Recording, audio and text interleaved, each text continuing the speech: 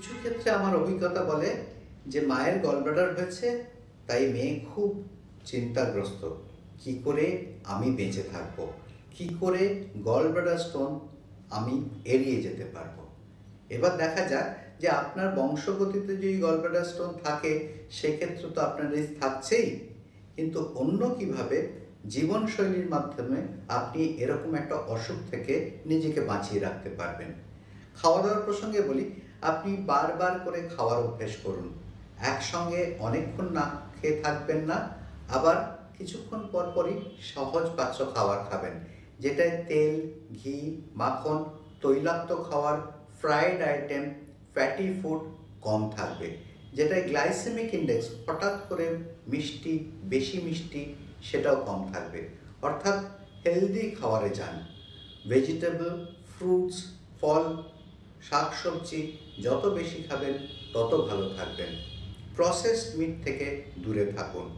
প্রতিদিনের জীবনে একটু শরীর চর্চা করুন, যাতে অনেকক্ষণ বসে না থাকতে হয়। অনেকক্ষণ বসে থাকলেও কিন্তু গলব্লাডার স্টোনের রিস্ক বেশি হয়। যদি ওজন বেশি থাকে ওজনটা কমান, কিন্তু হঠাৎ করে কোনো চটজলদি সলিউশনে যাবেন না। হঠাৎ করে ওজন কমলেও কিন্তু গলব্লাডার স্টোন হতে পারে। আর কি, দেখে শুনে ওষুধ খান, বিশেষ করে ওষুধ যেমন hormonal preparation, oral contraceptive pill, hormone replacement therapy, এইগুলো থেকে খুব ভালো করে জানকারি না নিয়ে বা ভালো করে পড়াশোনা না করে ডাক্তারের পরামর্শ ছাড়া এগুলো অবশ্যই খাবেন না। এবং ডাক্তারকে অবশ্যই জানাবেন আপনার ফ্যামিলিতে গলব্লাডার স্টোনের সমস্যার কথা।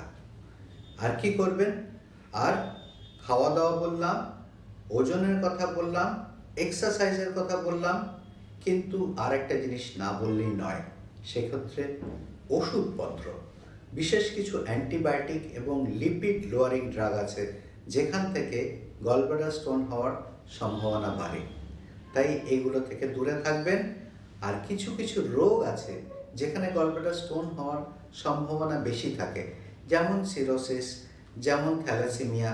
সেক্ষেত্রে নিজেদেরকে রেগুলার ইন্টারভ্যালে চেক আপ করান, যাতে পাথর অল্প অবস্থাতেই ধরা পড়ে এবং জটিলতা হওয়ার আগেই আপনি পাথরের চিকিৎসা করাতে পারেন।